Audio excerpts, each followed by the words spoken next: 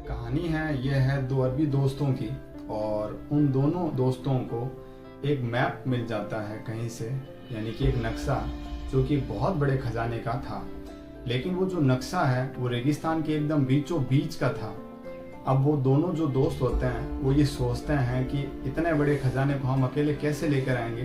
तो इसीलिए वो क्या करते हैं कि अपने एक तीसरे पार्टनर को ढूंढने के लिए निकल जाते हैं, एक ऐसे पार्टनर को जो उनकी मदद कर सके। वो दोनों ये सोचते हैं कि हमें एक ऐसा व्यक्ति चाहिए जो हमें एक ऊँट लेकर हमारे साथ है, क्योंकि रेगिस्तान था तो बिना ऊँट के तो कैसे सर्वाइव कर पाते वो लोग। तो हम तीसरे ऊँट के ऊपर क्या है कि हमारे खाने पीने की चीज़ें भी डाल लेंगे, और क्या है कि अगर मान लो वहाँ पर ज़्यादा मात्रा में खजाना मिला तो हम क्या है कि कुछ खजाने को ऊँट पे लाद कर हम लोग वापस घर पे लेकर आ जाएंगे।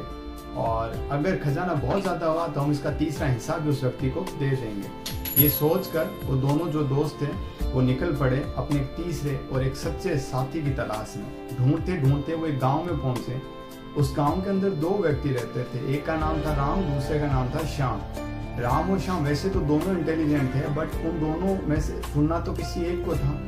तो उन दोनों दोस्तों ने उस राम और श्याम से कहा कि आपको दो अलग अलग ऊँट के ऊपर बैठना है और हम जो आपको रास्ता बता रहे हैं उस रास्ते के ऊपर जाना है। वो रास्ता आगे जाकर दो अलग अलग भागों में डिवाइड हो जाएगा।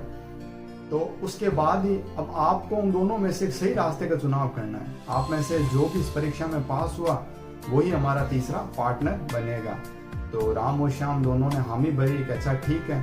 फाइनली वो दोनों वहाँ से निकल गए। उन दोनों को अलग अलग ऊँट पे बिठा के रवाना कर दिया गया। अब एक पॉइंट पर आकर जो राम था वो एक रास्ते को उसने चुन लिया और वो रास्ते पर निकल गया। लेकिन जो श्याम था ना वो वहीं का वहीं खड़ा रहा। उसे समझ नहीं आ रहा था कि आखिर किस रास्ते की तरफ से। वो घंटों वहीं सोचता रहा। राम 2 घंटे के बाद में वापस उसी रास्ते पर ऊँट को लेकर भागा भागा चला आया।